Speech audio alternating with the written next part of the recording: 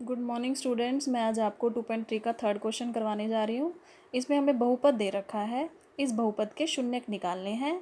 दो शून्यक हमें दे रखे हैं, वर्गमूल 5/3 और माइनस वर्गमूल 5/3। अब देखिए, जब हमें दो शून्यक दे रखे हो, दो और निकालने हो, तो हमें क्या करना है। सबसे पहले ये जो दो शून्यक है, ये एक्स का मान है, तो हमने इन्हें एक्स के बराबर रख दिया। अब ये इधर जाके प्लस है, तो इधर आएगा तो माइनस हो जाएगा, माइनस वाला क्या हो जाएगा, इधर आके प्लस। तो ये हमारे शून्यकों से गुणनखंड बन गए। इनको इस पे फॉर्मूला लगाया हमने a माइनस बी और a प्लस बी का। तो क्या फॉर्मूला बनता है, a square minus B square. तो हमारे पास बचा x की 2 माइनस 5/3 बराबर 0। एलसीएम लेने के बाद 3 इधर आ जाएगा, तो हमारे पास बना 3x की 2 माइनस 5 बराबर 0। अब इस गुणनखंड से हमने बहुपद को भाग करना है, तो गुणनखंड से बहुपद को भाग करना है।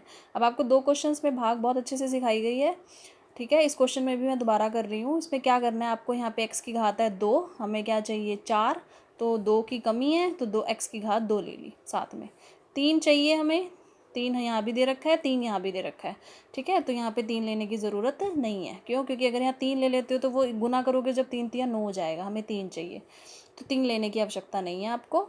तो x की 2 से जब गुना करोगे तो 3x की 4, और जब x की 2 को इससे गुना करोगे तो माइनस 5x की 2 आ जाएगा। अब हमने आगे क्या पढ़ा हुआ है, माइनस का साइन चेंज होके प्लस हो जाता है और प्लस का माइनस हो जाता है, साइन चेंज। ये कट गया, 5 में से 2 गए, कितना बचा हमारे पास 3, 6x की 3, 10x 5 हमने नीचे ले आए। फिर हमें अब यहाँ पे है 3x की 2 और हमें क्या चाहिए 6x की 3। तो हमने क्या करा, यहाँ पे 2x ले लिया। अब गुना करके देखो, 2 तिया 6, और x को जब x की 2 से गुना करोगे तो x की 3 हो जाएगा।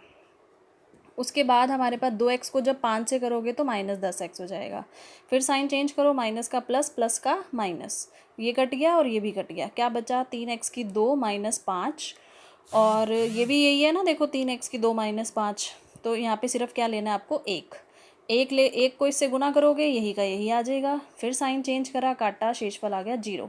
तो ये हमारा नया गुणनखंड आया इसका। इस गुणनखंड के, इस बहुपद के गुणनखंड बना लो। x की 2, 2x को x जमा 1 लिखोगे। इन जोड़ों को जब जोड़ोगे दोनों को तो 2 आएगा, गुना करोगे तो 1 आएगा। अब इन दोनों में से क्या कॉमन आ रहा है, x कॉमन, क्या बचा x जमा 1 x जमा 1। तो इन दोनों में से फिर से क्या कॉमन आ रहा है, x जमा 1, और बच भी क्या आ रहा है, x जमा 1। तो इन दोनों को जब 0 के बराबर रखोगे हमारे पास, तो हमारे पास शून्य आ जाएंगे। तो क्या शून्य आएंगे, पहले वाले को रखो 0, x जमा 1 बराबर 0, सेम ही है दोनों, x जमा 1 बराबर 0। तो x किसके बराबर आ गया, -1 के। यहाँ भी x किसके बराबर आ गया, -1 के। तो ये आपके दो शून्य आ गए। हमारा फोर्थ क्वेश्चन है। यहाँ पे हमें क्वेश्चन दे रखा है कि ये हमें एक बहुपद गिवन है। इस बहुपद को जब हम gx से भाग करते हैं, ठीक है, gx से भाग करने पर भागफल ये बचता है, शेषफल ये बचता है। इस बार किससे भाग कर रहे हैं वो हमें निकालना है, कि किससे भाग करें कि ये हमारा भागफल बचे और ये हमारा शेषफल बचे। तो आपको ये रिजल्ट ध्यान रखना है। भाज्य, भाज्य क्या होता है, जिसको हम भाग करते हैं। बराबर होता है भाजक, जिससे भाग कर रहे हैं। गुना में क्या आएगा, भागफल, और जमा में क्या आएगा, शेषफल। अब जैसे हम बहुत आसान सा एक लेते हैं, नंबर ले लेते हैं अब हम कोई, जैसे हम 17 ले रहे हैं। 17 को जब मैं 2 से भाग करूँगी तो क्या बचेगा, देखो 2 अठे 16, शेषफल कितना बचा, 1। अब आप इसको लिख के देखो, जिसको भाग कर रहे हैं 17, जिससे भाग कर रहे हैं 8 2 सॉरी, और गुना में भागफल और जमा में शेषफल। देखो 2 अठे 16 जमा 1 17 ही आएगा आपके पास, ठीक है। तो ये रिजल्ट होता है कि किसी भी संख्या को जिसको भाग कर रहे हैं उसको ऐसे लिख सकते हैं। बस हमें ये फॉर्मूला लगाना है। अब आपके पास देखो भाज्य क्या है, लिख लो, x की 3 माइनस 3x की 2 जमा x जमा 2 बराबर किसके होता है, भाजक। भाजक तो हमें निकालना है, तो हम gx लेंगे। उसके बाद हमारे पास क्या आएगा, गुना भागफल। भागफल हमें क्वेश्चन में दे रखा है x-2, जमा शेषफल कितना है हमारा, -2x जमा 4। ये हमारा शेषफल हो गया। अब हम इसको सॉल्व करेंगे थोड़ा सा। x की 2 माइनस 3x की 2 जमा x जमा 2, ये इधर आके माइनस है, प्लस हो जाएगा, +2x। ये प्लस है 4 का, माइनस हो जाएगा, बराबर gx गुना x-2। अभी हम इसको सॉल्व करेंगे। ये हमारे पास बचा x की 3 माइनस 3x की 2 एक्स वाले को सॉल्व कर लो, 2 और 1 टोटल कितना हो गया 3x, 4 में से 2 गए कितना बचा 2 gx गुना x माइनस 2। अब आपको पता है कि जो गुना में होता है वो भाग में आ जाता है, x की 3x की 2 जमा 3x माइनस 2 बराबर gx, और ये जो गुना वाला है वो कहाँ पे आ जाएगा भाग में। अब आपको क्या करना है, भाग करनी है, इस बहुपद को इस बहुपद से भाग करने पर जो आपका बचेगा वो आंसर होगा। ठीक है, इसको इससे भाग करनी है आपको, जो आपका भागफल बचेगा वो क्या होगा आंसर, भाग करने वाली संख्या आ जाएगी। अब ये आपको आगे खुद करना है। ठीक है, आपको भाग हमने 2-3 क्वेश्चंस में करवा दी है, ये आप खुद करेंगे आगे, वो आपका रिजल्ट आ जाएगा। अब हमारे पास 5वां क्वेश्चन है आपका, यूक्लिड विभाजन एल्गोरिदम से हमें क्या निकाल के दिखाना है, हमें px gx qx rx ये निकालने हैं।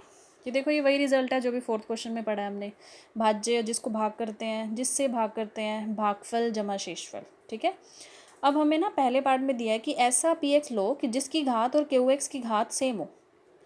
देखो इसकी और इसकी घात बराबर कब हो सकती है, जब जो gx है इसकी घात को 0 होना पड़ेगा। क्यों, क्योंकि अगर इसकी घात मान लो x³ है, अब इसकी घात भी x³ है, बराबर ही चाहिए। गुना करने पर x की घात अगर आपने कुछ भी ले ली 0 के अलावा 1 ले ली तो टोटल कितनी हो जाएगी 4, ये तो गड़बड़ हो जाएगी।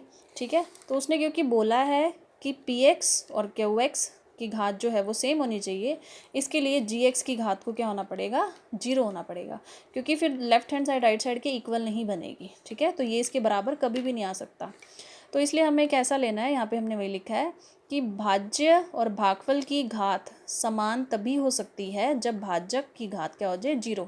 आपको कुछ भी ले अपनी मर्जी से, ऐसा कुछ नहीं है कि जो मैंने लिखा है वही करना है, ये आपको खुद सोचने हैं कि px मान लो मैंने ये ले लिया, gx मैंने वही घात 0 लेनी थी तो मैंने इसमें x नहीं लिया, 2 ले लिया, सिंपल।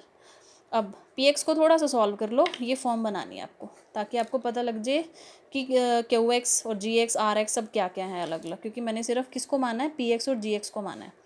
देखो 3 को हम लिख सकते हैं 2 जमा 1, इन सब में से ना 2 कॉमन आ रहा है, बाहर कर दिया, x की 3 माइनस 3x जमा 1, और वहाँ क्या बचा जमा। अब देखो ये वाली फॉर्म बन गई, ये 2 हमारा gx था ना, इसकी जगह gx लिख दिया, इसका मतलब जो बचा है वो क्या होगा qx होगा, और प्लस में क्या आता है rx, तो हमें qx भी मिल गया rx भी मिल गया। अगला है घात qx की और rx की बराबर होनी चाहिए। px हमने ये मान लिया, gx हमने ये मान लिया। अब ये क्यों मानना है, px 2x की 2 जमा 6x जमा 7, अब 7 को 4 जमा 3 लिख सकते हैं।